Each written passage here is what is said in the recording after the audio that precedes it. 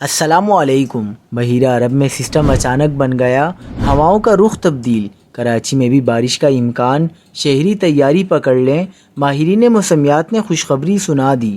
کیا آپ حالات حاضرہ سے آگاہی حاصل کرنا چاہتے ہیں؟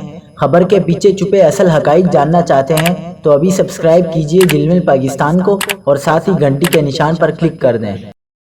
آپ کو بتاتے چلیں کہ موسمیاتی ماہرین کا کہنا ہے کہ ہوا کا شدید کم دباؤ ڈپریشن کی صورت میں شمال مغربی خلیج بنگال میں ہے۔ سسٹم انتہائی آہستہ رفتار سے مغرب اور شمال مغرب کی جانب بڑھ رہا ہے۔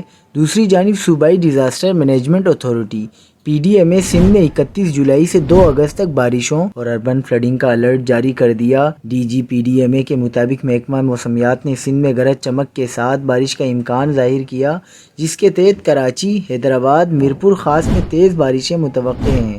اس کے علاوہ ٹھٹھہ، جامشورو، مٹیاری، ٹنڈو محمد خان، ٹنڈو العیار، شہید بے نظیر آباد میں بارشوں کا الرٹ جاری کیا گیا ہے، جبکہ کئی اضلاع میں نشیب کے